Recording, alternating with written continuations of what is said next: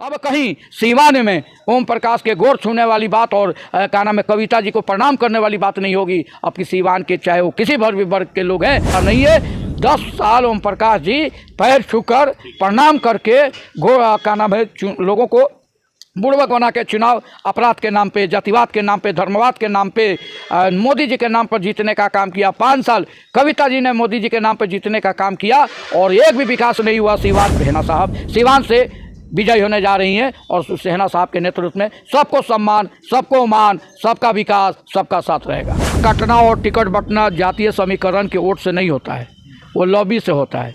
मैं पिछली बार मैं बता दूं कि 2 बार के सीवान के ओम प्रकाश जी सांसद थे। यहाँ पे ज़्यादा वोट 3 लाख 3.5 लाख के बीच में है और ज़्यादा वोट रहने के बाद 1,25,000 वाले वोटर को आप सीवान लोकसभा का टिकट दे दिए। कारण था कि राजनीतिक में अजय सिंह और कविता जी की अपनी अच्छी पकड़ थी, उन्होंने अपनी सीट को यहाँ झटकने का काम कर लिया।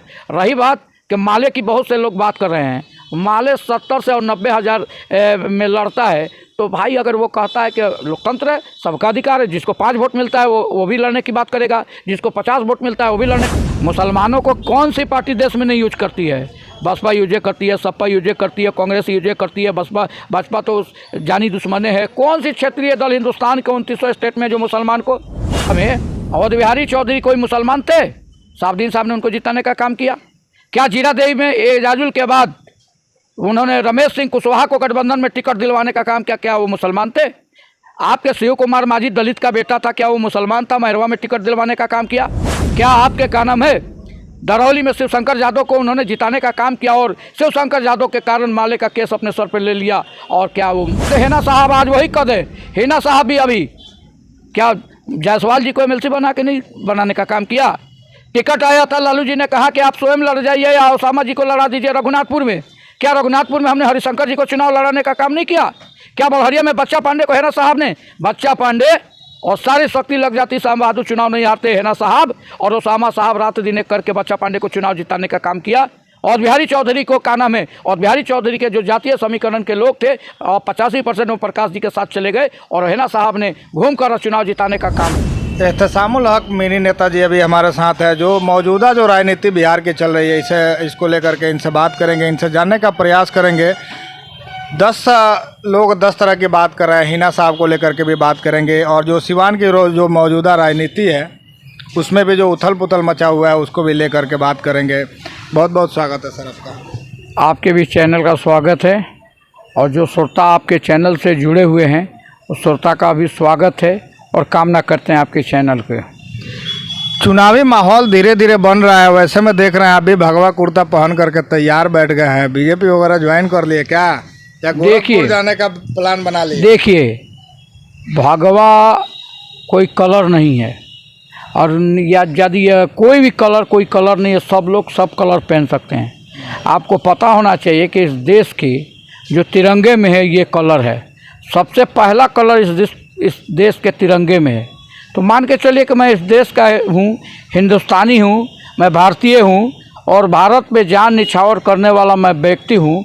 तो मैं पहला कलर अगर पहन लिया या हरा कलर पहन लिया और वाइट कलर पहन लिया तो मैं तिरंगे का कलर पहना, इससे साबित होता है कि मैं ओरिजिनल भारतीय हूँ, मैं भगवा नहीं हूँ। भगवा माने क्या होता है?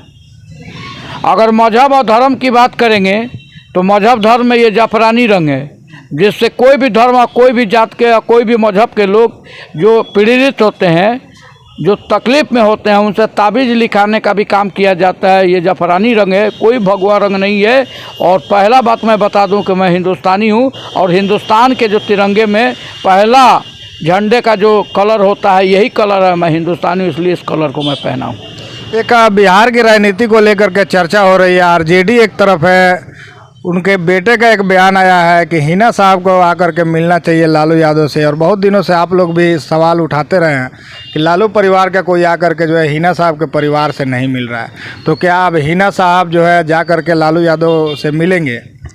देखिए, हम लोगों के परिवार या हम लोगों के दल के नेता या हम लोगों के दल के कार्यकर्ता की ऐसी कोई बयान और कोई नहीं बात है कि हम लोग कह रहे हैं कि राष्ट्रीय अध्यक्ष जी जो राजद के हैं या विरोधी दल के ये उप मुख्यमंत्री बिहार तेजस्वी भाई आके हम लोगों से मिलने। हम आपको हर चैनल से बोलते हैं, जिसके पास ताकत होती है, क्षमता होती है, लोकप्रियता होती है, जनता का जनाधार होता है, वो अपने आप में ताकतवर है, अपने आप में लोकप्रियता है उसके पास, हम क्यों किसी को बुलाएंगे। अगर कोई आता है हमारे यहाँ तो हम भरपूर उसका स्वागत करेंगे, नहीं आता है तो कोई बात नहीं है। रही बात के जो मीडिया के लोग ये जो बवाल मचाए हुए हैं, मैं बता देना चाहता हूँ कि राजद के राष्ट्रीय अध्यक्ष आदरणीय लालू प्रसाद यादव जी जो आए थे अपने गांव फुलवरिया, वो निजी अपने कार्यक्रम में आए थे और छपरा, गोपालगंज, सीवान और कहीं अपने पुराने मित्रों से, पुराने दल के नेताओं से, कोई भी अपने जनप्रतिनिधियों से वो मिले नहीं। वो आए थे, गिरनी प्लान हुआ था और अपने परिवार से 8-10 साल से अपने गांव मोहल्ले के अपने साथी संबंधी, रिश्तेदार, दोस्त, अहबाब, अपने जो उनके रिश्तेदार हैं उनसे मिलने आए थे, नहीं मुलाकात हुई थी। तो इसको मीडिया के लोगों ने जो तूल दिया है, और कारण है सिर्फ कि मीडिया अपने व्यूअर्स ना मीडिया को आप कह रहे हैं, मीडिया जो है मीडिया तूल नहीं दे रहा है। कहीं ना कहीं शहाबुद्दीन के परिवार में और लालू यादव के परिवार में ये दूरी बढ़ी है, तभी ये चर्चा हो रही है। कहीं दूरी नहीं बढ़ी है, कहाँ दूरी बढ़ी है, कहाँ हमारी नेता जो है युवाओं के हृदय के सम्राट, युवा आइकन ओसामा साहब ने कभी कहा है कि हम में दूरी बढ़ी है। कहाँ हमारी जो झांसी की सेकंड रानी इस देश की, कहाँ जो महिलाओं की आन और बान और शान है, सीवान की पहचान है, राज्य की पहचान है, राष्ट्रीय जनता दल की पूर्व 2 बार 3 बार लोकसभा की प्रत्याशी रही हैं, उन्होंने कहा है कभी कोई बयान में कि हमारी तल्ख मिजाजी है या हमारी दूरियां बढ़ी है। ये सारे मीडिया के लोग अपने व्यूअर्स बढ़ाने के लिए, अपने चैनल को चमकाने के लिए इस तरह की बयानबाजी करवा कर इस तरह की बात कर रहे हैं। कहीं इस तरह का कोई तो ये आपके बातों से मान लें कि आप लोग जो है अभी तक लालू परिवार के साथ हैं और आरजेडी के साथ हैं, आने वाले चुनाव में भी आप लोग उनके साथ में रहेंगे। हम लोग देखिए, आपको एक बात मैं बता दूं कि डॉक्टर मोहम्मद शहाबुद्दीन साहब सिर्फ राज्य के नेता नहीं थे, सिर्फ जिला और कमिश्नरी के नेता नहीं थे, वो देश के नेता थे और वो प्रदेश के नेता थे। और देश ही प्रदेश नहीं, राजेंद्र प्रसाद और मौलाना मजहुल हक और बिश किशोर बाबू और फूलेना चौधरी के धरती सीवान के बाद अगर सबसे ज़्यादा कोई दुनिया में नाम कमाने का काम किया है और दुनिया में जानने का काम किया, वो नाम था डॉक्टर मोहम्मद शहाबुद्दीन। और डॉक्टर मोहम्मद शहाबुद्दीन साहब के जहाँ खड़े होते थे वो दल था, और जहाँ खड़े चल देते थे वो सभाएं हो जाती थी, और जहाँ वो खड़े हो जाते थे और बोल देते तो वो उनका एक बात का नाम है वो सरकार बन जाती थी। तो दल और नहीं रहने और रहने की बात नहीं है। जो भी हम लोग जैसे वर्कर, हम लोग जैसे नेता, हम जैसे जनप्रतिनिधि रहे हैं समाज में, आज भी डॉक्टर मोहम्मद शहाबुद्दीन साहब के विचार पे, डॉक्टर मोहम्मद शहाबुद्दीन की सोच पे, डॉक्टर मोहम्मद शहाबुद्दीन के नीति पे, डॉक्टर मोहम्मद शहाबुद्दीन के स्ट्रक्चर पे, डॉक्टर मोहम्मद शहाबुद्दीन की जो सामाजिक न्याय की जो विचारधारा थी, डॉक्टर मोहम्मद शहाबुद्दीन साहब की जो हिंदू मुस्लिम एकता की जो नींव थी, उस नींव के साथ आज भी हम लोग हिना साहब के साथ, और भाई ओसामा जो हम लोगों की युवाओं के हृदय के सम्राट हैं, युवा आइकन है, देश की आन और बान और शान है, और बिहार की एक नई पहचान है, और युवाओं के हाथों के वो मजबूत एक स्तंभ है। उन्होंने आज तक नहीं कहा कोई बात, और हम लोग उनके साथ हैं। ना हम लोगों का कोई दल है, ना हम लोगों की कोई जमात है, ना हमारा कोई नेता है। हमारे अगर नेता थे तो डॉक्टर मोहम्मद शहाबुद्दीन साहब थे, हमारी नेता हैं तो हिना साहब हैं, हमारे नेता हैं तो ओसामा साहब हैं। जहां ओसामा साहब रहते हैं, चाहे भारतीय जनता पार्टी में ओसामा साहब, हिना साहब रहती हैं, कांग्रेस में रहती हैं, आरजेडी में रहती हैं, लोजपा में रहती हैं, आरएसएस में रहती हैं, वही हमारा दल होगा, वही हमारे नेता होंगे। एक और राजनीति जो है सिवान को लेकर के चल रही है। बहुत सारे लोग जो है अपने अपनी प्रत्याशी को लेकर के अपना एक बयान जो आप देखे होंगे कि बयान आ रहा है, कोई कह रहा है कि हिंदू को हिंदू से लड़ा दीजिए, कोई कह रहा है कि आरजेडी यहाँ से नहीं लड़ेगी क्योंकि आरजेडी का बहुत सारा दिक्कत है यहाँ पे। तो यहाँ पे नीतीश कुमार की पार्टी से जो है कुछ लोग उनका भी कैंडिडेट तैयार हो रहा है। आपके तरफ से क्या कुछ तैयारी है? देखिए, आपको मैं बता देना चाहता हूँ, टिकट कटना और टिकट बंटना जातीय समीकरण के वोट से नहीं होता है, वो लॉबी से होता है। मैं पिछली बार मैं बता दूं कि 2 बार के सीवान के ओम प्रकाश जी सांसद थे।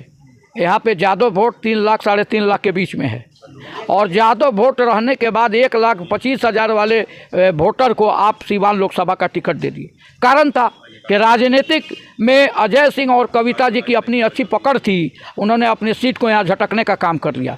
रही बात कि माले की बहुत से लोग बात कर रहे हैं, माले 70 से और 90 हज़ार में लड़ता है, तो भाई अगर वो कहता है कि लोकतंत्र है, सबका अधिकार है, जिसको 5 वोट मिलता है वो भी लड़ने की बात करेगा, जिसको 50 वोट मिलता है वो भी लड़ने का, माले का अधिकार इसलिए माले, मगर मुझे नहीं लगता है कि 70 से 90 हज़ार। लेकिन मुसलमान किधर जाएंगे? मुसलमान को तो कोई पार्टी नज़र नहीं आ रही है कि मुसलमान किधर जाएंगे, कहाँ होना चाहिए। कोई पार्टी में जो है बातें हो रही है, जगह जगह पे बातें हो रही है कि जो पार्टी जो है तेजपात के पत्ते की तरह यूज कर रही है, स्वाद ले रही है मुसलमानों का, उसके बाद निकाल के फेंक दे रही है। कौन सी पार्टी मुसलमानों को यूज नहीं करती है देश में?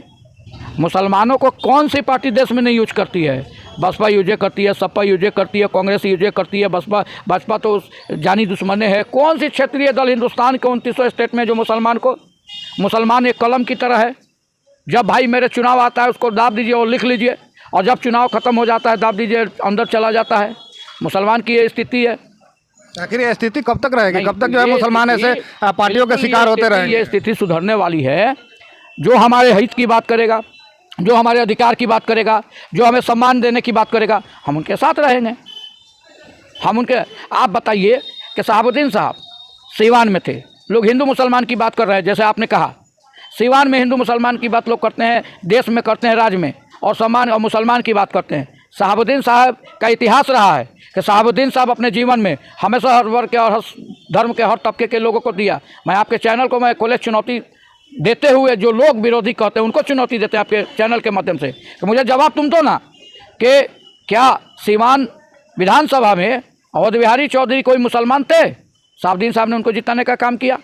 क्या जीरादेवी में एजाजुल के बाद उन्होंने रमेश सिंह कुशवाहा को गठबंधन में टिकट दिलवाने का काम किया? क्या वो मुसलमान थे?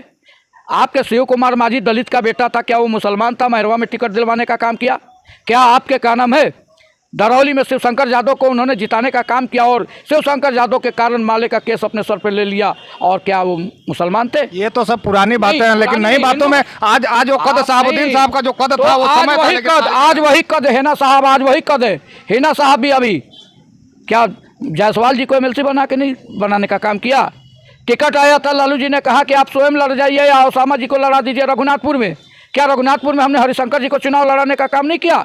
क्या बड़हरिया में बच्चा पांडे को हेना साहब ने, बच्चा पांडे और सारी शक्ति लग जाती, श्याम बहादुर चुनाव नहीं हारते, हेना साहब और ओसामा साहब रात दिन एक करके बच्चा पांडे को चुनाव जिताने का काम किया। और बिहारी चौधरी को क्या नाम है, और बिहारी चौधरी के जो जातीय समीकरण के लोग थे, 85% वो प्रकाश जी के साथ चले गए, और हेना साहब ने घूमकर चुनाव जिताने का काम किया। आपके माले के जो हमारे अमरजीत भाई कुशवाहा, जो बहुत ही तेज तरार नेता है, संघर्षशील नेता है, उनको भी अपना वोट टर्न ओवर कराने का काम किया। दरौली में हमारे माले विधायक को करने का काम किया।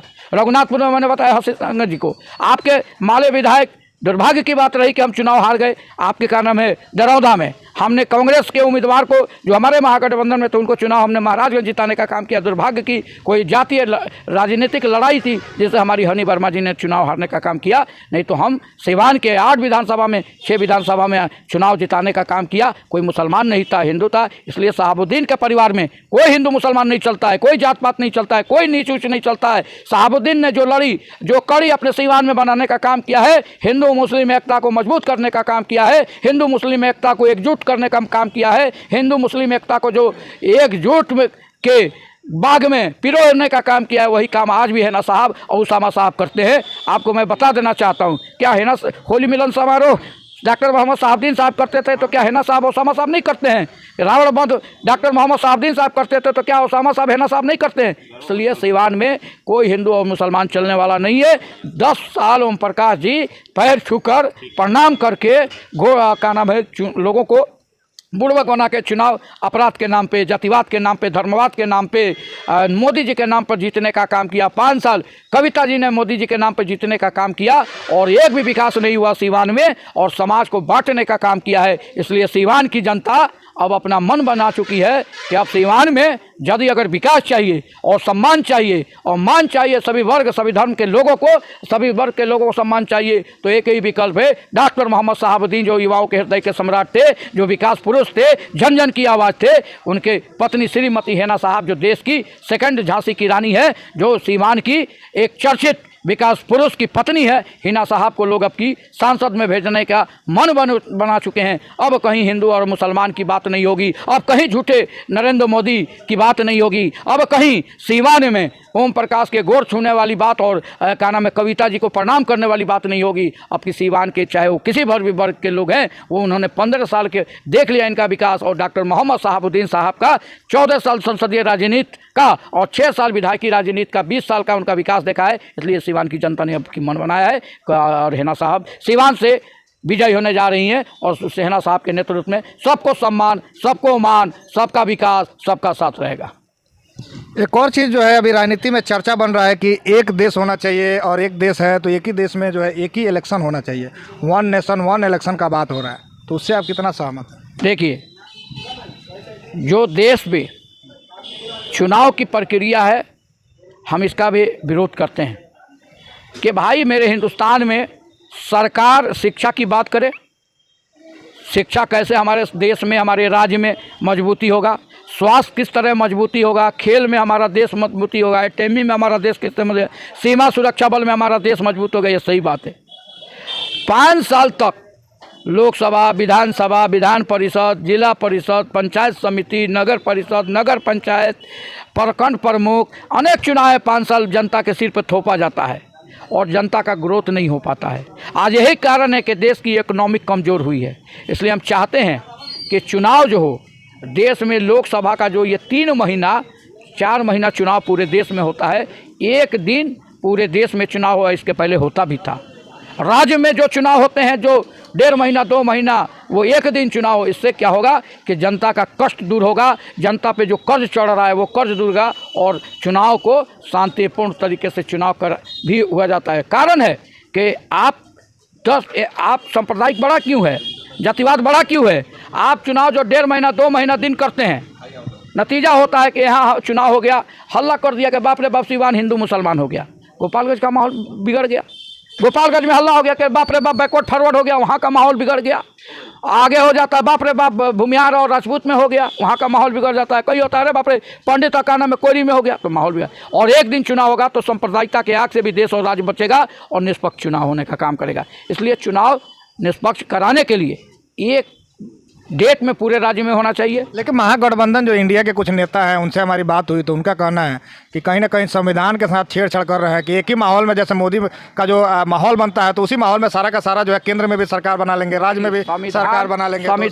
संविधान भारतीय जनता के बाप की बपौती है, संविधान किसी लीडर की बाप की बपौती है। बाबा साहब भीमराव अंबेडकर ने जो संविधान लिखा है, संविधान में सबको अधिकार बोलने का दिया है, सबको चलने का अधिकार दिया है, सबको चुनाव लड़ने का अधिकार दिया है, सबको बोलने का अधिकार दिया है, नर हो नारी हो सबको। तो संविधान को बदलना आसान है, पूरे देश में आग लग जाएगी। ये ऐसा नहीं है। अब भारतीय जनता पार्टी अपना जितना भी खेल खेल ले, संविधान बदलने की बात कर ले, हिंदू मुसलमान ये चलने वाला नहीं है, ना इस देश से संविधान बदलने वाला है। जो बाबा साहब ने अधिकार दिया उससे बढ़िया संविधान, जो बाबा साहब ने बोलने का तरीका दिया है उससे बड़ा संविधान, जो बाबा साहब रहने का शैली हमको सिखाया है उसका संविधान, जो आज हर कार्यालय में हम नज़र आ रहे हैं, दलित, पिछड़ा, अति पिछड़ा, गरीब, बेबस, उसका संविधान का जो दिया तरीका हुआ। आज बाबा साहब, जो लोग बाबा साहब की आलोचना करते हैं, मैं उन लोगों को भी, जो लोग जो हैं ऊँचे जाति के लोग, बाबा साहब उनके लिए भी संविधान बनाया है कि जो आपके जाति के बेबस हैं और मजबूर हैं, गरीब हैं, शोषित हैं, मैं उनको भी आरक्षण देने का काम करूँगा। बाबा साहब के संविधान में कहीं छेड़छाड़ होने की बात नहीं है। और बाबा साहब के यदि अगर संविधान में छेड़छाड़ होती है, इस देश में एक नई क्रांति होगी, इस देश में इंकलाब होगा और देश का नाम है में जो मोदी सरकार या भारतीय जनता पार्टी की सरकार चल रही है उसको विरोध का और आंदोलन का सामना करना पड़ेगा। अभी हमारे साथ एहतसामुल हक का मिनी नेताजी थे। आप इनके बातों से कितना सहमत है नीचे कमेंट करके ज़रूर बताइएगा। इस वीडियो को देखने के लिए आपका बहुत